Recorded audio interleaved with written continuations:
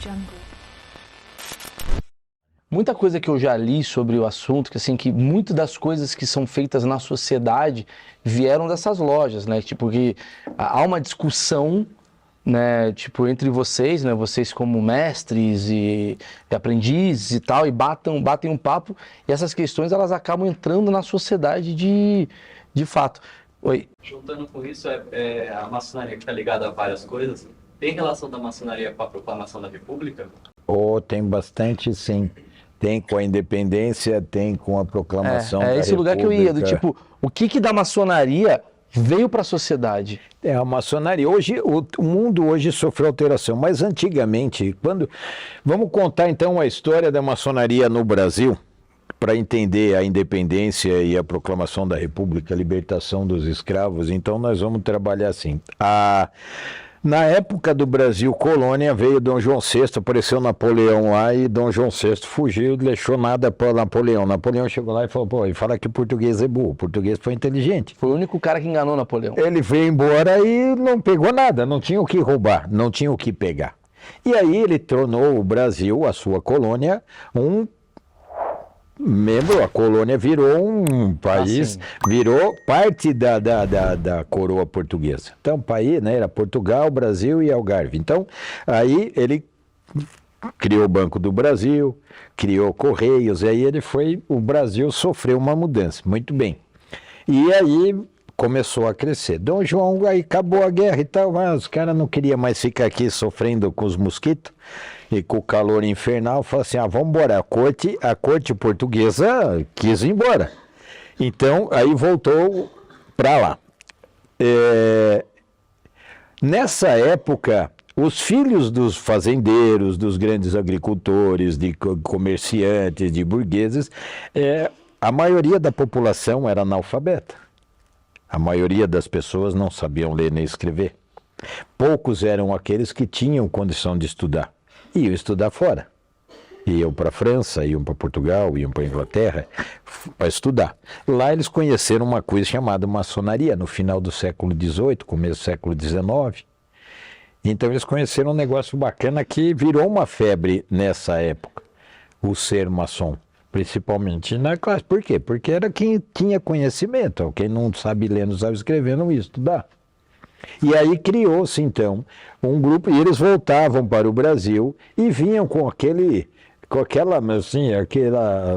sentimento de liberdade, de igualdade, de fazer com que o país fosse... Uma ideologia mais forte. E, assim, os Estados Unidos já tinha sido, em 1730 e coisa, os Estados Unidos se tornou independente.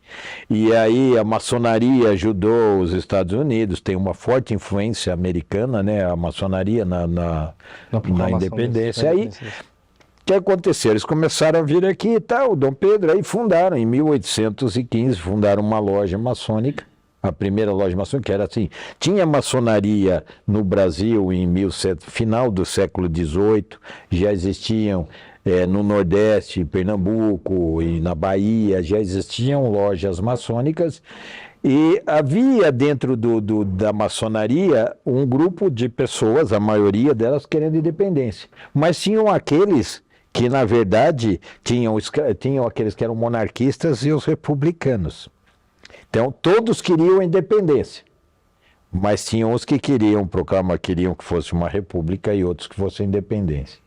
E aí, Dom João foi embora e deixou aqui o Pedrinho para cuidar, o príncipe regente. Putz. Aí a coisa foi rolando, foi andando, foi caminhando, e chegou uma época que o Dom João falou assim, volta aqui para Portugal que eu vou transformar o Brasil em colônia de novo. Aí gerou um problema, né? Porque assim, nós não vamos voltar a ser colônia.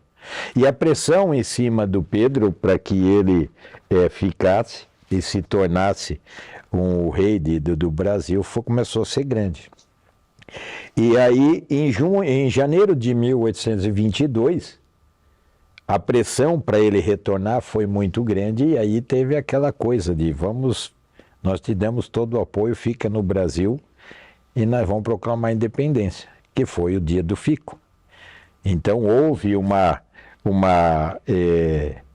mobilização da maçonaria, junto com outras pessoas que não eram maçons, mas faziam parte da elite, porque eram esses que detinham conhecimento. Tudo, o poder está sempre relacionado com conhecimento. Quem detém conhecimento, detém o poder. Então, eles começaram a apoiar o Dom Pedro e tal, e essas lojas, pegou a loja, foi fundada em 1815, e dividiu ela em 3, para fundar o Grande Oriente do Brasil em 1822, dia 17 de junho. Nós vamos fazer agora, dia 17 de junho, nós vamos ter a festa de 200 anos de fundação do Grande Oriente do Brasil, 200 anos, que é a maçonaria brasileira. Ela se mistura. Então, houve essa união entre os maçons à época. Então, tinha Gonçalves Ledo, José Bonifácio foi o primeiro grão-mestre do Grande Oriente do Brasil, e Gonçalves Ledo era o vice. E aí, passado um tempo, iniciaram o Dom Pedro. E o dia do maçom, que foi dia 20 de agosto, é o que dizem assim, algumas contestações com relação à data, mas o dia do maçom no Brasil é dia 20 de agosto. Diz que Gonçalves Ledo fez um discurso empolgado na loja maçom lá no Grande Oriente, falando que chegou o momento que não tinha mais jeito, que tinha que proclamar a independência. Nós tínhamos que romper com Portugal. Coisa, quer dizer, a maçonaria ela está ligada a grandes eventos históricos da sociedade. Histórico, sim. Interessante isso. Atualmente, vocês se juntam para resolver questões atuais também? Sim, também tem. Como eu disse no começo, o mundo mudou. Você não tem, hoje o conhecimento não está restrito a um pequeno grupo de pessoas, né? Você tem o conhecimento hoje, ele está no celular e nós podemos, todo mundo tem acesso à informação. Às vezes não são tão reais, mas ela tem acesso à informação. Então, mas ainda assim, nós temos dentro da associação, nós temos irmãos nós nos tratamos por irmãos, né? E que trabalham na área da política, nós temos irmãos que trabalham na área de saúde.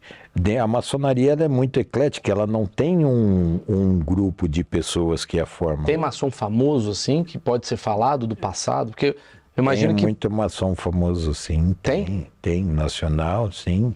O próprio Dom Pedro era famoso. Nós temos o Castro Alves, Rui Barbosa, são famosos. Assim, de cabeça tem uma relação que vai de A a Z, que deve ter uns 300 a 400 nomes de pessoas famosas. Carlos Gomes era maçom, Santos Dumont era maçom. Tá, pelo que eu estou entendendo, a maçonaria, vê se o meu achismo está correto, é uma reunião, né, de pessoas com interesses em comum, né, e o interesse é meio que criar uma evolução social, baseada em história, baseada em livros, baseada em várias, né, coisas que já aconteceram na nossa sociedade. Vocês têm essa reunião e vocês aplicam isso de alguma maneira? Como? Tipo, vocês têm congressistas, vocês conseguem contato, por exemplo, com Brasília, quando vocês... Porque vocês ficam lá discutindo, tendo várias opções, opiniões, e de repente você fala, pô, cara... Nós tivemos muitos presidentes que foram maçons. Vários. Na Velha República, praticamente todos. Então, nós tivemos aí Major Deodoro da Fonseca, nós tivemos Floriano Peixoto... Washington Luiz, Venceslau Braz, eram maçons que foram ocupando o cargo de presidente. Na República também, no Império também. Nós tínhamos vários maçons, o Visconde de Rio Branco era um ministro do Império, e era maçom, era grão-mestre do Grande Oriente do Brasil. Vocês vêm comentando a situação do país atualmente? Sim, bastante. Vocês podem dizer o que vocês acham sobre esse assunto? Assim, nós temos o que a gente tem, na verdade, nós não apoiamos uma pessoa, nós apoiamos a ideia. O que faz bem para o Brasil, o que é bom para o público, a gente tem que apoiar. Existem algumas coisas que são execráveis ou que são condenáveis. Você ter pressão em cima de situações de como eu posso dizer, de posturas que são extremamente ditatoriais, posturas que são extremamente ruins para o bem-estar e harmonia do andamento da nação, posturas que são despóticas. Então isso é ruim, esse tipo de coisa sim nós condenamos, nós não apoiamos, mas a gente trabalha para que haja uma reversão nesse tipo de situação. A gente conversa, a gente articula, nós temos gente que pode conversar, então dentro das lojas a gente tem essa conversa também a respeito do que está acontecendo com o país, da situação.